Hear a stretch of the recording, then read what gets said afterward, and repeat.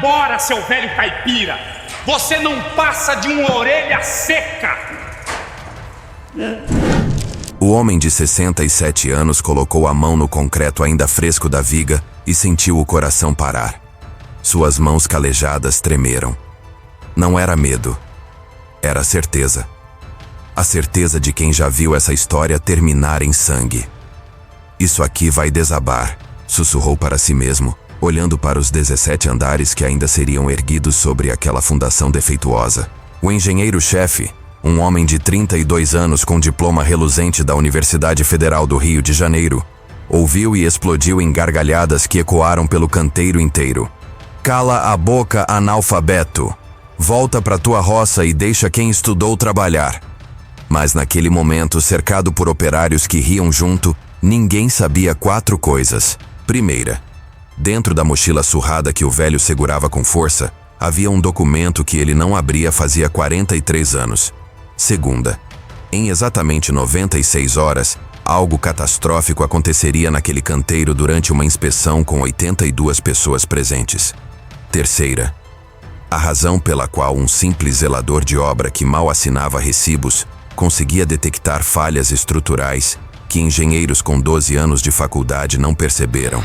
E quarta, a mais sombria de todas, o motivo pelo qual esse homem desapareceu da engenharia brasileira por mais de 4 décadas, enterrando seu passado junto com sua identidade.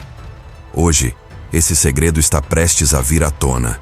E quando vier, vai abalar as estruturas de muito mais que concreto. Quando o sol ainda lutava para nascer sobre Contagem, região metropolitana de Belo Horizonte, seu Geraldo Nogueira já estava acordado desde as 4h30 da manhã. Morava num barraco de 3 cômodos na periferia, onde dividia espaço com uma filha desempregada e 2 netos que ele sustentava com o salário de zelador. Cada manhã era igual: café preto sem açúcar, pão dormido molhado no café, chinelos de dedo gastos nos pés. Pegava 2 ônibus para chegar ao canteiro de obras do residencial Parque das Acácias, um megaprojeto de 193 milhões de reais que prometia ser o maior complexo residencial da região. 19 torres, 1.200 apartamentos, o sonho dourado de 3.000 famílias que já haviam pago entrada. Seu Geraldo era invisível. Varreria entulho, limpava banheiros químicos, carregava ferramentas pesadas que engenheiros jovens não queriam sujar as mãos pegando. Ninguém sabia seu sobrenome completo, ninguém perguntava de onde vinha. Ele era apenas o velhinho da limpeza, aquele que sempre chegava cedo e ia embora tarde, curvado pelo peso de anos e segredos. Mas seu Geraldo guardava algo. Debaixo do colchão fino de espuma do seu barraco, numa caixa de sapatos empoeirada e lacrada com fita crepe amarelada pelo tempo, havia cadernos. Não eram cadernos comuns. Eram cadernos repletos de cálculos estruturais complexos, plantas baixas desenhadas à mão com precisão milimétrica, anotações sobre resistência de materiais que pareciam saídas de manual universitário avançado. E havia mais, um diploma. Um diploma da Universidade Federal de Minas Gerais, curso de Engenharia Civil, datado de 1976, com o nome Geraldo Nogueira da Silva, impresso em letras douradas já desbotadas. Por que um engenheiro formado trabalharia como zelador? Por que alguém com tamanha formação varreria pó de obra ganhando um salário mínimo e meio? Por que um homem que um dia projetou estruturas agora fingia não saber nem ler? A resposta estava enterrada no dia 23 de agosto de 1981, no dia em que 7 homens morreram. Naquela manhã de segunda-feira, dia 6 de maio, seu Geraldo chegou ao canteiro às 6h15, como sempre. Mas algo estava diferente. A obra havia avançado rápido demais no fim de semana. Rápido demais.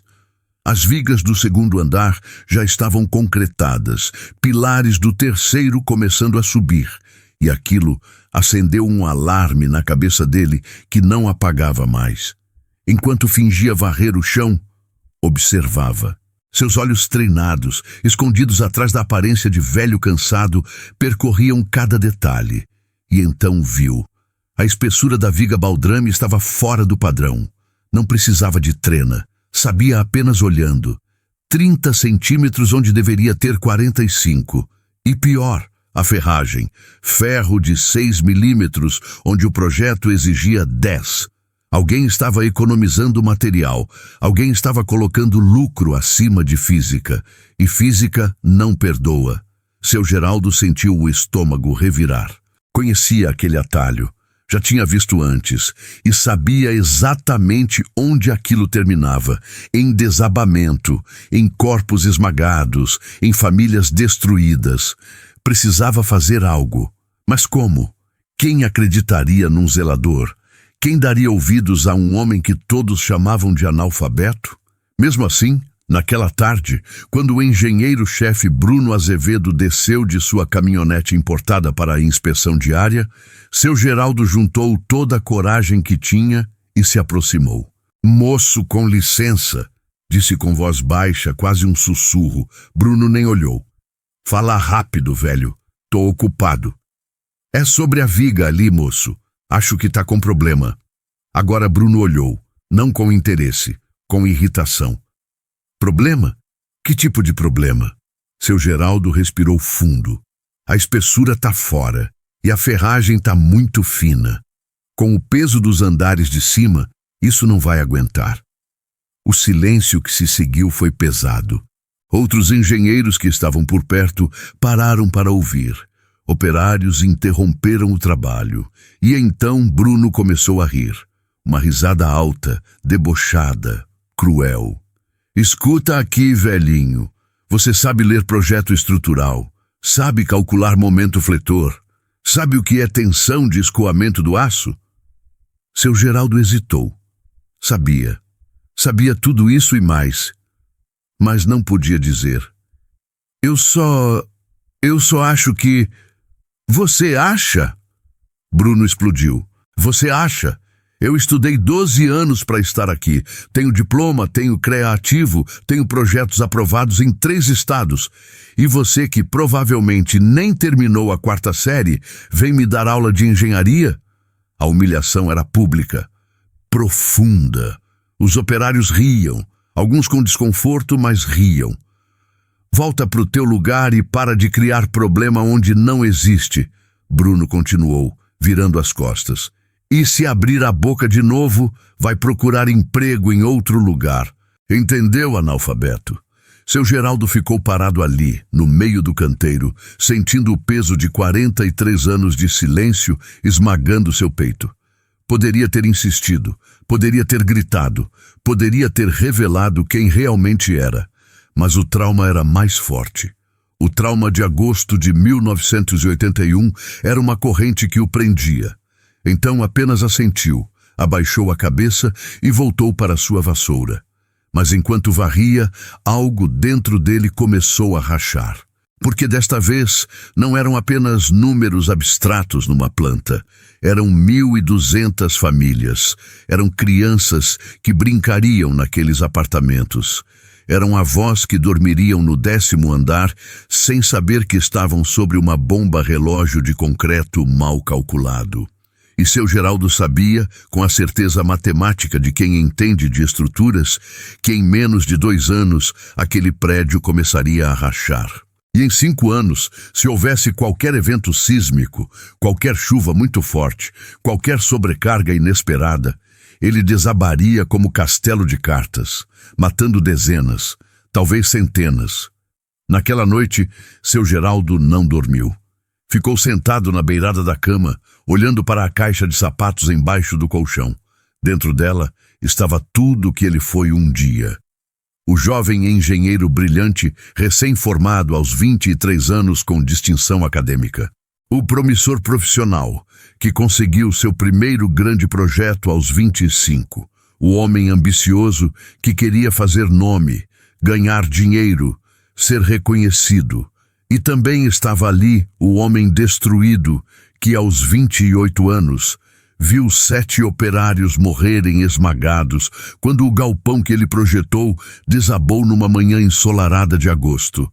7 homens, 7 pais de família, 7 vidas que confiaram no trabalho dele. E morreram porque ele, pressionado por prazo e por investidor impaciente, aprovou uma alteração no projeto que sabia ser perigosa. Calculou o risco. Achou que daria tempo de reforçar depois. Estava errado. E quando o concreto cedeu, às 7h16 daquela manhã, Geraldo Nogueira da Silva, engenheiro civil CREA-MG 4721, morreu junto. Pelo menos por dentro. Depois do acidente, passou 3 anos tentando continuar. Não conseguia. Cada projeto via os rostos dos mortos. Cada planta ouvia os gritos. Cada assinatura sentia as mãos tremerem. Até que em 1984 pegou seu diploma, seus cadernos, suas ferramentas de desenho técnico, colocou tudo numa caixa, lacrou e jurou nunca mais tocar em projeto de engenharia. Mudou de cidade, virou zelador, fingiu ser analfabeto. E por 43 anos carregou aquela culpa sozinho, em silêncio, varrendo pisos como penitência diária. Mas conhecimento não se enterra. Durante todas essas décadas, Geraldo continuava vendo o mundo através dos olhos de engenheiro. Não conseguia olhar construção sem analisar estrutura. Não conseguia ver rachadura sem diagnosticar causa. Era uma maldição, um dom que virou tormento. E agora, pela 13ª vez em 4 décadas, via o mesmo erro se repetindo. Via ganância substituindo física. Via pressa matando prudência. Via vidas sendo colocadas em risco por homens que tinham diploma, mas não tinham consciência. A diferença era que desta vez não eram 7 vidas, eram milhares. Seu Geraldo levantou da cama às 3h30 da manhã. Acendeu a luz fraca do barraco e, pela primeira vez em 43 anos, abriu a caixa de sapatos. O cheiro de mofo invadiu suas narinas. Papel amarelado, tinta desbotada. Mas os cálculos ainda estavam legíveis. O conhecimento ainda estava lá, preservado como fóssil do que ele foi um dia. Pegou um caderno, pegou uma caneta e começou a fazer algo que não fazia havia décadas: projetar. Não projetar, reprojetar, refazer os cálculos que Bruno e sua equipe deveriam ter feito, mas não fizeram. Passou 4 horas rabiscando números, desenhando diagramas, verificando resistência de materiais. E quando o sol começou a nascer, tinha em mãos a prova matemática irrefutável. O residencial Parque das Acácias estava sendo construído para colapsar. Mas como provar? Como fazer alguém ouvir? Como um zelador analfabeto convenceria engenheiros formados? A resposta era simples e aterrorizante. Não conseguiria, a menos que revelasse quem realmente era. E revelar quem era significava desenterrar os 7 mortos de 1981. Significava admitir publicamente que tinha sangue nas mãos. Significava perder o anonimato que o protegia da culpa há 4 décadas. Mas significava também salvar 3.000 famílias de viver o que as 7 famílias de 1981 viveram. Às 6 da manhã, seu Geraldo colocou os cadernos dentro da mochila surrada. Vestiu a mesma camisa xadrez gasta, calçou os mesmos chinelos de dedo. Mas desta vez, pela primeira vez em 43 anos, carregava consigo não apenas ferramentas de limpeza. Carregava também as ferramentas de quem ele realmente era. E a decisão mais difícil da sua vida: silenciar e deixar a tragédia acontecer, ou gritar e enfrentar o passado que o assombrava. O que seu Geraldo não sabia era que em 72 horas sua escolha seria forçada da maneira mais brutal possível. Porque Bruno Azevedo tinha um segredo também. Um segredo que colocava não apenas o prédio em risco, mas 82 vidas que estariam presentes numa inspeção surpresa agendada para quinta-feira. Uma inspeção que aconteceria exatamente na viga defeituosa. E antes de você descobrir qual era esse segredo, antes de entender como um zelador humilhado se tornaria herói improvável, antes de saber se Geraldo teria coragem de ressuscitar o engenheiro que enterrou vivo. Se inscreve no canal agora, porque o que vem a seguir vai te deixar sem ar. Você vai ver um homem enfrentar seus demônios mais profundos para salvar pessoas que nem sabem que estão em perigo. E vai entender por que, às vezes, o maior ato de coragem não é construir. É ter coragem de destruir o que foi construído errado. O homem de 67 anos colocou a mão no concreto ainda fresco da viga e sentiu o coração parar. Suas mãos calejadas tremeram. Não era medo, era certeza. A certeza de quem já viu essa história terminar em sangue. Isso aqui vai desabar. Sussurrou para si mesmo, olhando para os 17 andares que ainda seriam erguidos sobre aquela fundação defeituosa. O engenheiro-chefe, um homem de 32 anos, com diploma reluzente da Universidade Federal do Rio de Janeiro, ouviu e explodiu em gargalhadas que ecoaram pelo canteiro inteiro. Cala a boca, analfabeto! Volta para tua roça e deixa quem estudou trabalhar!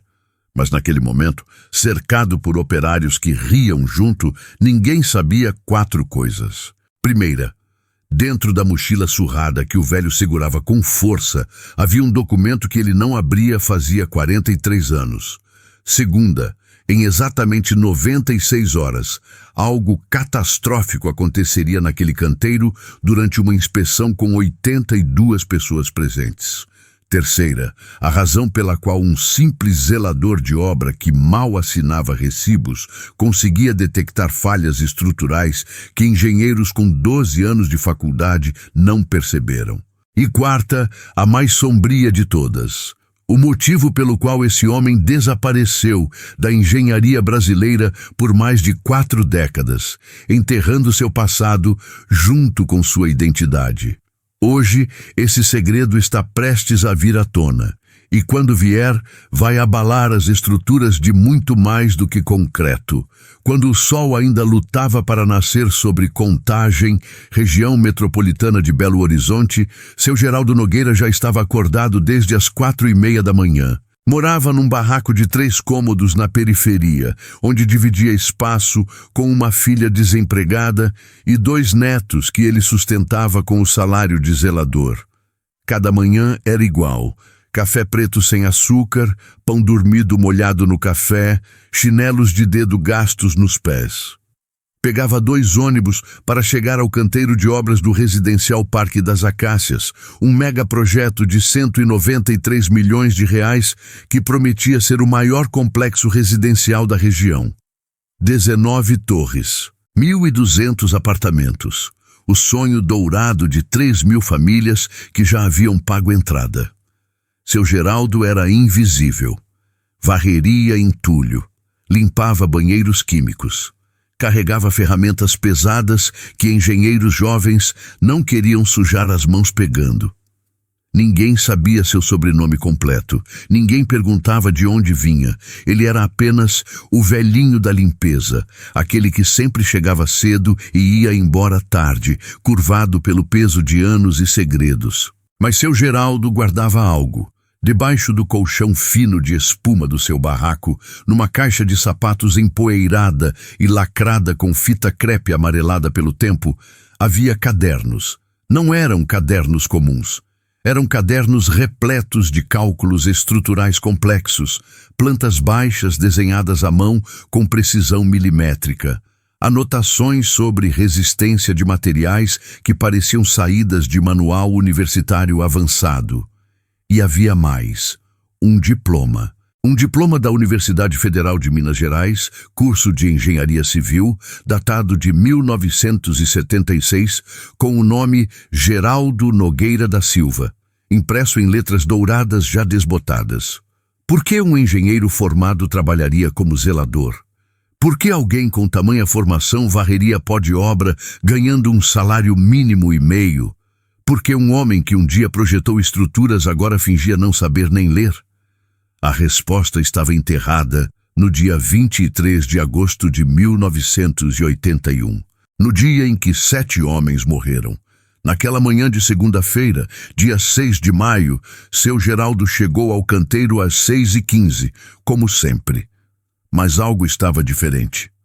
A obra havia avançado rápido demais no fim de semana. Rápido demais. As vigas do segundo andar já estavam concretadas, pilares do terceiro começando a subir, e aquilo acendeu um alarme na cabeça dele que não apagava mais. Enquanto fingia varrer o chão, observava. Seus olhos treinados, escondidos atrás da aparência de velho cansado, percorriam cada detalhe. E então viu. A espessura da viga baldrame estava fora do padrão. Não precisava de trena. Sabia apenas olhando. 30 centímetros onde deveria ter 45. E pior, a ferragem. Ferro de 6 milímetros onde o projeto exigia 10. Alguém estava economizando material. Alguém estava colocando lucro acima de física. E física não perdoa. Seu Geraldo sentiu o estômago revirar. Conhecia aquele atalho. Já tinha visto antes e sabia exatamente onde aquilo terminava, em desabamento, em corpos esmagados, em famílias destruídas. Precisava fazer algo. Mas como? Quem acreditaria num zelador? Quem daria ouvidos a um homem que todos chamavam de analfabeto? Mesmo assim, naquela tarde, quando o engenheiro-chefe Bruno Azevedo desceu de sua caminhonete importada para a inspeção diária, seu Geraldo juntou toda a coragem que tinha e se aproximou. "Moço, com licença", disse com voz baixa, quase um sussurro. Bruno nem olhou. "Fala rápido, velho. Tô ocupado." "É sobre a viga ali, moço. Acho que tá com problema." Agora Bruno olhou, não com interesse, com irritação. "Problema? Que tipo de problema?" Seu Geraldo respirou fundo. "A espessura tá fora e a ferragem tá muito fina. Com o peso dos andares de cima, isso não vai aguentar." O silêncio que se seguiu foi pesado. Outros engenheiros que estavam por perto pararam para ouvir. Operários interromperam o trabalho. E então Bruno começou a rir. Uma risada alta, debochada, cruel. "Escuta aqui, velhinho. Você sabe ler projeto estrutural. Sabe calcular momento fletor. Sabe o que é tensão de escoamento do aço?" Seu Geraldo hesitou. Sabia. Sabia tudo isso e mais. Mas não podia dizer. Eu só acho que...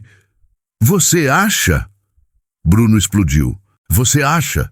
Eu estudei 12 anos para estar aqui. Tenho diploma, tenho CREA ativo, tenho projetos aprovados em 3 estados. E você, que provavelmente nem terminou a 4ª série, vem me dar aula de engenharia?" A humilhação era pública, profunda. Os operários riam, alguns com desconforto, mas riam. "Volta pro teu lugar e para de criar problema onde não existe", Bruno continuou, virando as costas. "E se abrir a boca de novo, vai procurar emprego em outro lugar. Entendeu, analfabeto?" Seu Geraldo ficou parado ali, no meio do canteiro, sentindo o peso de 43 anos de silêncio esmagando seu peito.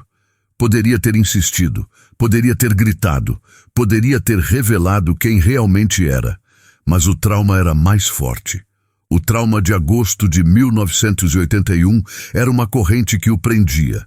Então apenas assentiu, abaixou a cabeça e voltou para sua vassoura. Mas enquanto varria, algo dentro dele começou a rachar. Porque desta vez não eram apenas números abstratos numa planta. Eram 1.200 famílias. Eram crianças que brincariam naqueles apartamentos.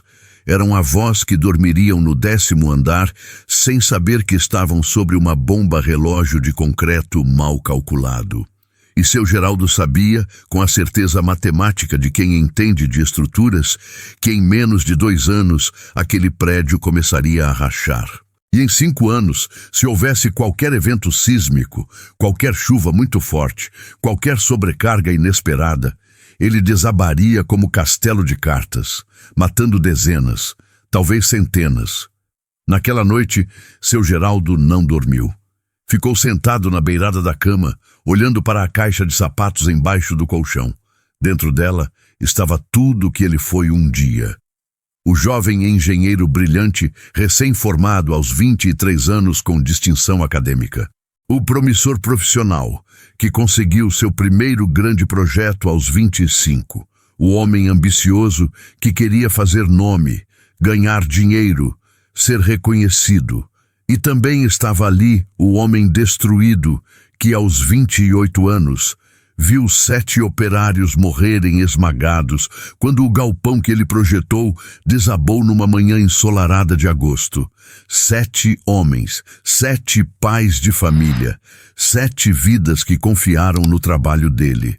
E morreram porque ele, pressionado por prazo e por investidor impaciente, aprovou uma alteração no projeto que sabia ser perigosa. Calculou o risco. Achou que daria tempo de reforçar depois. Estava errado. E quando o concreto cedeu, às 7h16 daquela manhã, Geraldo Nogueira da Silva, engenheiro civil CREA-MG 4721, morreu junto. Pelo menos por dentro. Depois do acidente, passou 3 anos tentando continuar. Não conseguia. Cada projeto via os rostos dos mortos. Cada planta ouvia os gritos. Cada assinatura sentia as mãos tremerem. Até que em 1984 pegou seu diploma, seus cadernos, suas ferramentas de desenho técnico, colocou tudo numa caixa, lacrou e jurou nunca mais tocar em projeto de engenharia. Mudou de cidade, virou zelador, fingiu ser analfabeto. E por 43 anos carregou aquela culpa sozinho, em silêncio, varrendo pisos como penitência diária. Mas conhecimento não se enterra. Durante todas essas décadas, Geraldo continuava vendo o mundo através dos olhos de engenheiro. Não conseguia olhar construção sem analisar estrutura. Não conseguia ver rachadura sem diagnosticar causa. Era uma maldição, um dom que virou tormento. E agora, pela 13ª vez em 4 décadas, via o mesmo erro se repetindo. Via ganância substituindo física. Via pressa matando prudência. Via vidas sendo colocadas em risco por homens que tinham diploma, mas não tinham consciência. A diferença era que desta vez não eram 7 vidas, eram milhares. Seu Geraldo levantou da cama às 3h30 da manhã, acendeu a luz fraca do barraco e pela primeira vez, em 43 anos, abriu a caixa de sapatos. O cheiro de mofo invadiu suas narinas. Papel amarelado. Tinta desbotada. Mas os cálculos ainda estavam legíveis. O conhecimento ainda estava lá, preservado como fóssil do que ele foi um dia.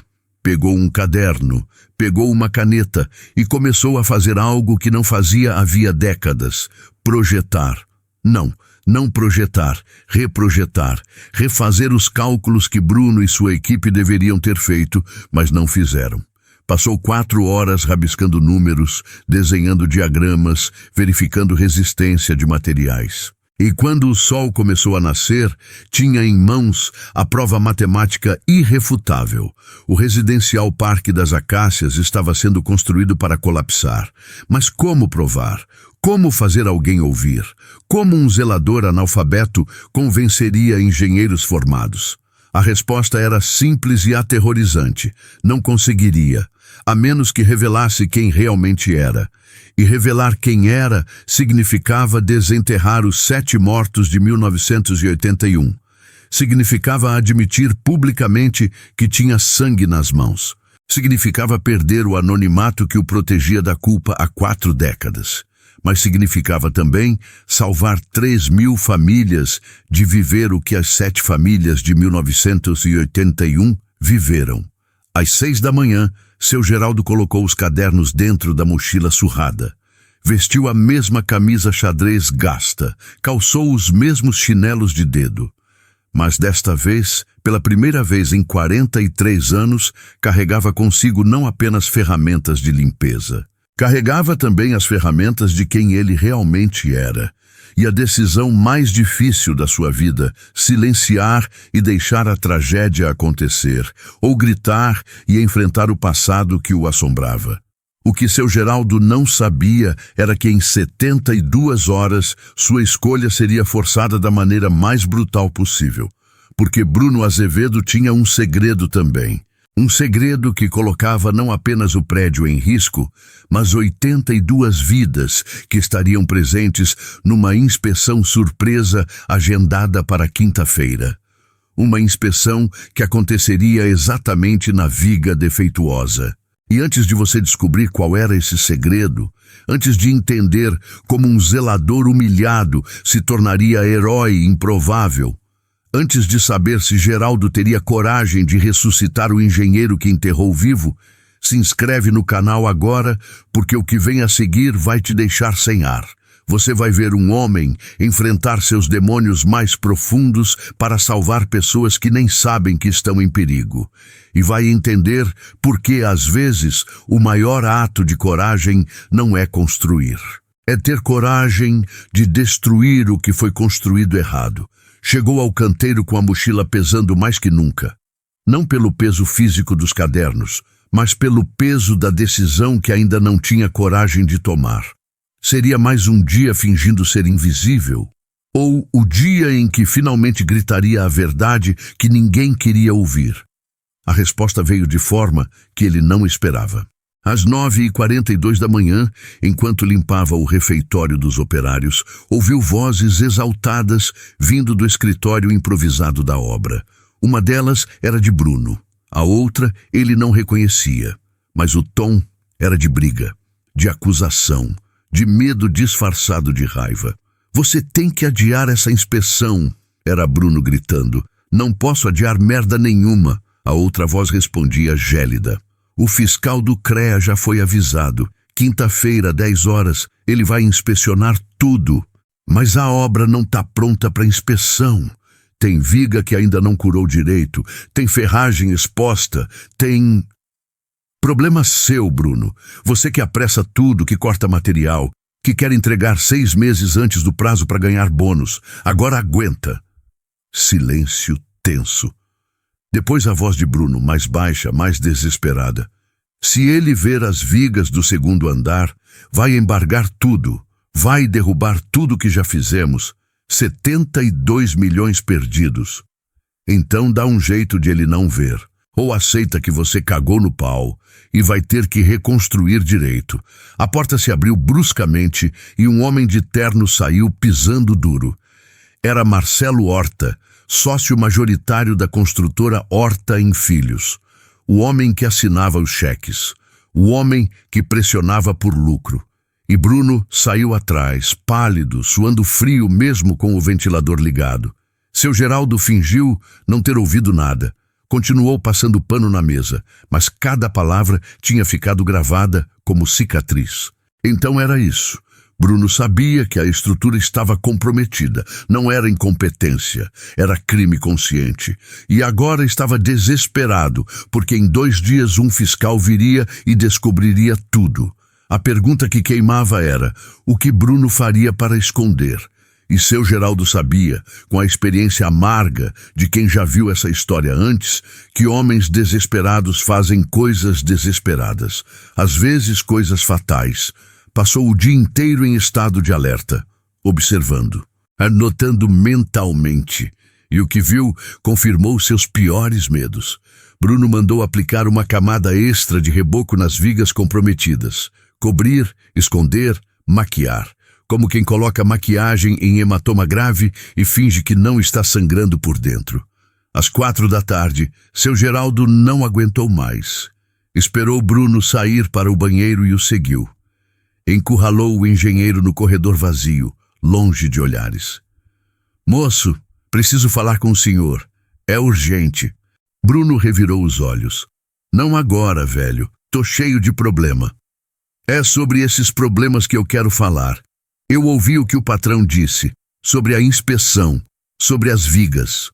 Bruno congelou. Os olhos se estreitaram perigosamente. Você estava ouvindo conversa alheia? Não foi de propósito, mas ouvi. E o senhor sabe que eu estava certo. Sabe que aquelas vigas não vão aguentar. Sabe que cobrir com reboco não resolve. Física não se engana, moço. Matemática não mente. Pela primeira vez, Bruno olhou para seu Geraldo de verdade, não com desprezo, com algo pior, com curiosidade perigosa. Como é que um zelador sabe de física, de matemática, de estrutura? E naquele momento, seu Geraldo fez uma escolha que não tinha volta. Abriu a mochila surrada, tirou um dos cadernos amarelados, abriu numa página específica e mostrou. Bruno pegou o caderno com dedos trêmulos. Seus olhos percorreram os cálculos, diagramas de momento fletor, análise de carga distribuída, cálculo de tensão em vigas de concreto armado, tudo desenhado à mão, tudo tecnicamente perfeito, tudo impossível para um analfabeto. O que é isso? Bruno sussurrou. São os cálculos que o senhor deveria ter feito antes de concretar. São os cálculos que mostram, matematicamente, que o prédio vai colapsar em no máximo 6 anos. E podem ser 4 anos, se houver qualquer sobrecarga imprevista. Quem te deu isso? Ninguém me deu. Eu fiz. Você fez. Bruno quase gargalhou de descrença. Um zelador que mal escreve o nome fez cálculo estrutural? Seu Geraldo respirou fundo. Eu não sou zelador, moço, quer dizer, eu sou agora, mas não sempre fui. E então, pela primeira vez em 43 anos, Geraldo Nogueira da Silva disse em voz alta quem realmente era. Meu nome completo é Geraldo Nogueira da Silva, engenheiro civil formado pela UFMG em 1976. CREA-MG número 4721. Trabalhei em obras por 5 anos, até que em agosto de 1981, o galpão que eu projetei desabou matando 7 homens. 7 pais de família que confiaram no meu trabalho. Morreram porque eu fui ganancioso, apressado e arrogante igual o senhor está sendo agora. Enterrei meu diploma e virei zelador como penitência, mas não enterrei meu conhecimento. E esse conhecimento está me dizendo que o senhor está prestes a repetir meu erro, só que numa escala 1000 vezes maior. O silêncio que se instalou era de catedral. Bruno olhava para o velho como quem vê fantasma. Você tá mentindo. Não tô. E se quiser posso provar. Tenho meu diploma guardado, tenho cadernos de faculdade, tenho projetos que fiz. Tá tudo numa caixa debaixo do meu colchão faz 43 anos. Bruno deu 2 passos para trás. Sua mente processava rápido demais. Se aquilo fosse verdade, significava que um engenheiro de verdade tinha detectado as falhas. Um engenheiro que tinha autoridade técnica para denunciar. Um engenheiro que poderia destruir tudo. Por que você não falou isso antes? Bruno perguntou, voz trêmula. Por que fingiu ser analfabeto? Por que se escondeu? Porque não queria mais ser responsável por construir nada. Porque cada vez que eu assino algo, vejo os rostos dos 7 que matei, mas agora eu vejo 3.000 famílias prestes a morar numa armadilha de concreto e não posso ficar calado de novo. Não posso deixar minha covardia matar mais gente. Bruno passou a mão no rosto, suava, tremia. O que você quer? Dinheiro? Quer que eu te pague para calar a boca? Seu Geraldo sentiu raiva subir como bile.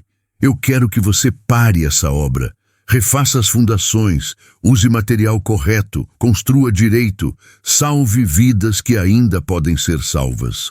Você sabe quanto isso vai custar? Quanto tempo vai atrasar? Quantos milhões vou perder? Muito menos do que vai custar pagar a indenização para as famílias das vítimas quando esse prédio desabar. Bruno fechou os olhos, respirou fundo 3 vezes, e quando os abriu, não havia dúvida nem remorso. Havia decisão fria. Ninguém vai saber disso. Você vai guardar segredo, vai fingir que essa conversa nunca aconteceu. E se abrir a boca, eu te destruo. Processo por difamação, calúnia, falsidade ideológica. Vou dizer que você está senil, que inventou um passado de engenheiro para se sentir importante. Quem vão acreditar? Num engenheiro formado pela Federal com CREA ativo? Ou num zelador que vive num barraco e ganha um salário mínimo? A frieza daquelas palavras cortou como navalha. Mas seu Geraldo não recuou. Vão acreditar quando eu mostrar meu diploma, meus cadernos, meus cálculos, quando eu provar que sei do que estou falando. E quando você fizer isso, Bruno disse, voz baixa e ameaçadora, eu vou contar para todo mundo sobre agosto de 1981. Vou espalhar que você matou 7 homens. Vou achar as famílias das vítimas. Vou fazer sua vida virar inferno. Vou garantir que você seja lembrado não como herói que salvou vidas, mas como assassino que finalmente foi descoberto. Seu Geraldo sentiu as pernas fraquejarem. Bruno tinha encontrado seu ponto fraco, sua ferida aberta, seu trauma. Você vai mesmo fazer isso? Sussurrou. Se você me forçar, vou. E então Bruno fez algo que selou seu destino. Pegou o caderno das mãos de seu Geraldo e rasgou, página por página. 43 anos de anotações, 43 anos de conhecimento preservado, 43 anos de memória, rasgados, jogados no chão como lixo. Agora volta pro teu lugar, limpa teu chão e esquece que essa conversa aconteceu. Ou te garanto que os últimos anos da tua vida vão ser os piores que você já viveu. Seu Geraldo ficou ali parado, vendo os pedaços de papel no chão. Pedaços da sua história. Pedaços de quem ele foi. E naquele momento, algo dentro dele que estava rachando há dias finalmente quebrou. Não de desespero, de clareza, porque percebeu uma coisa fundamental. Bruno não era diferente dele. Bruno era exatamente quem ele foi em 1981. Jovem, arrogante, ganancioso, colocando dinheiro acima de vidas. E se Geraldo não agisse agora, Bruno se tornaria quem Geraldo se tornou. Um homem destruído pela culpa de mortes evitáveis. A diferença era que dava para evitar. Ainda dava tempo, mas precisava de coragem que Geraldo não teve 43 anos atrás. Tá bem, seu Geraldo disse calmamente. Não vou falar nada. Bruno relaxou. Sorriu. Achou que tinha vencido. Ótima decisão, velhinho. Sabia que você era esperto. Mas tem uma coisa que o senhor precisa saber. O quê? Eu tenho 3 cadernos. Esse que o senhor rasgou era só um. Os outros 2 estão em segurança. E se alguma coisa acontecer comigo, uma pessoa de confiança vai levar tudo para a imprensa, para o CREA, para a Polícia Federal. E aí não vai ser só sua carreira destruída, vai ser sua liberdade. Era mentira. Não tinha outros cadernos, não tinha pessoa de confiança. Mas Bruno não sabia disso. E a dúvida, o medo, brilharam nos olhos do engenheiro como faísca antes do incêndio. Você tá me ameaçando? Não, tô te dando uma chance, a mesma chance que ninguém me deu em 1981. Refaz a obra, constrói direito, salva sua alma enquanto ainda pode. E seu Geraldo saiu dali, deixando Bruno sozinho, cercado por pedaços rasgados de papel, tremendo de raiva e medo misturados. Quarta-feira, 8 de maio. Faltavam 29 horas para a inspeção. Seu Geraldo não dormiu. Passou a noite inteira organizando os 2 cadernos restantes, tirando fotos com o celular emprestado da filha, preparando evidências. Se Bruno não recuasse, ele teria que fazer a denúncia. Mas denunciar significava expor não só Bruno, mas a si mesmo. Significava admitir publicamente que tinha sangue nas mãos. Significava enfrentar as famílias dos 7 mortos. Significava destruir a paz fina e frágil que construiu em 4 décadas de anonimato. Mas valia a pena. Valia a pena proteger 3.000 famílias, mesmo que custasse sua própria paz. Às 5h23 da manhã, olhando para os netos dormindo no quarto ao lado, seu Geraldo encontrou sua resposta. Sim, valia. Chegou ao canteiro às 6h15 e percebeu imediatamente que algo estava errado, muito errado. Havia mais operários que o normal. Havia movimentação estranha. E Bruno estava lá, coordenando algo com urgência. Seu Geraldo se aproximou de Toninho, o mestre de obras, homem de 54 anos que sempre foi gentil com ele. Que tá acontecendo, Toninho? Inspeção foi antecipada, seu Geraldo. Vai ser hoje, daqui 2 horas. Fiscal do CREA chegando às 8h30. O coração do velho quase parou. Hoje? Mas era para ser amanhã. Bruno conseguiu antecipar. Disse que é melhor resolver logo. Tá todo mundo correndo para arrumar as cagadas de última hora. Seu Geraldo entendeu imediatamente o que estava acontecendo. Bruno tinha antecipado a inspeção, não para resolver, para ter menos tempo de preparação, menos tempo para Geraldo agir, menos tempo para denunciar. Era uma jogada desesperada e perigosa, porque às 8h30 da manhã, 82 pessoas estariam no canteiro. Fiscal, engenheiros, técnicos, operários, investidores. 82 pessoas circulando por estruturas comprometidas. 82 vidas caminhando sobre bomba-relógio. E se você está ouvindo isso e sentindo seu coração apertar, se está torcendo para que seu Geraldo consiga fazer algo, comenta aqui embaixo de onde você está me escutando. Me conta, você já viu injustiça acontecer e ficou calado por medo? Já soube de algo errado e não teve coragem de denunciar? Porque essa história é sobre isso, sobre o preço do silêncio e sobre a coragem de gritar quando ninguém quer ouvir.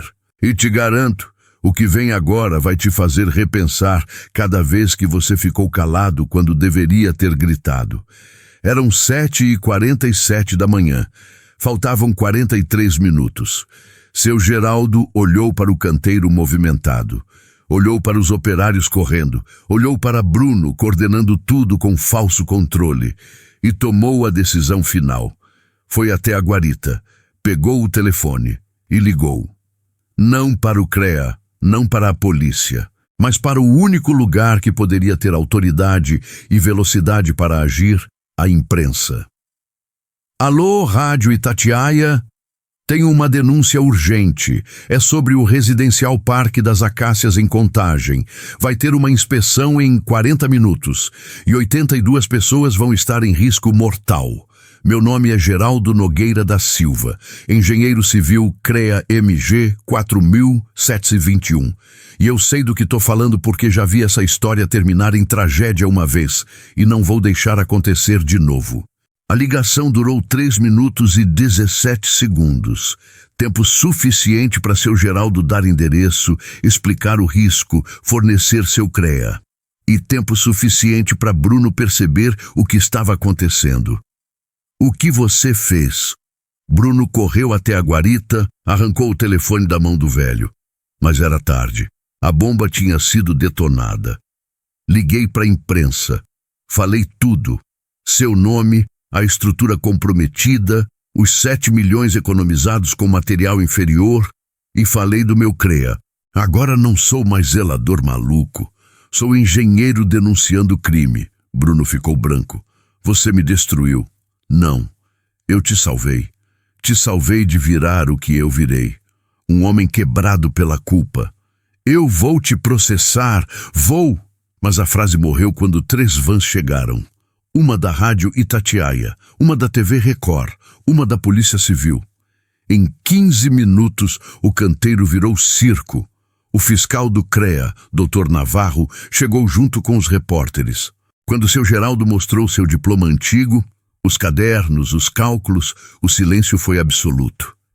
Esse CREA está ativo? Dr. Navarro perguntou. Não, doutor. Pedi baixa em 1984. Mas o conhecimento ainda está. Dr. Navarro pegou os cálculos. Analisou por 12 minutos tensos e então disse a frase que mudou tudo.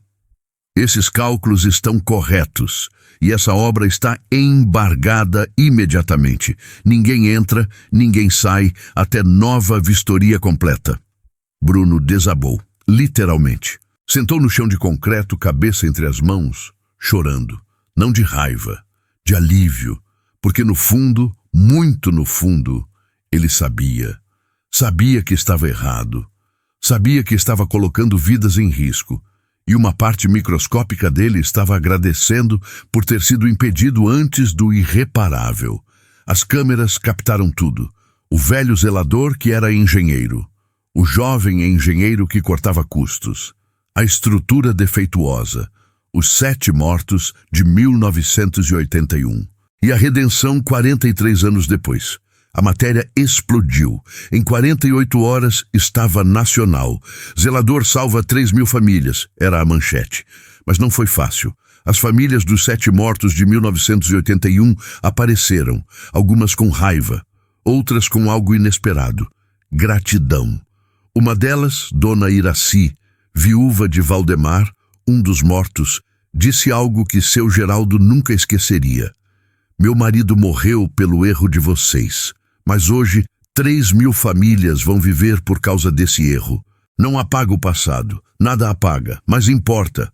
2 meses depois, o novo projeto foi aprovado, fundações refeitas, material correto, fiscalização tripla. Bruno foi afastado, mas não destruído, entrou em terapia, fez acompanhamento no CREA.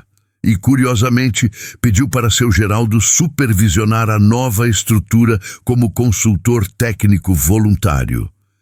Não quero me tornar você em 40 anos, Bruno disse num dia de chuva, olhando a obra recomeçar. Então não se torne, seu Geraldo respondeu. Aprenda agora o que eu levei uma vida inteira para aprender. Que diploma não vale nada se não vier com consciência. Que velocidade sem ética mata mais que ignorância. E que nunca, nunca mesmo é tarde para fazer o certo. Hoje, aos 68 anos, seu Geraldo não é mais zelador. É professor voluntário em cursinhos populares para engenharia.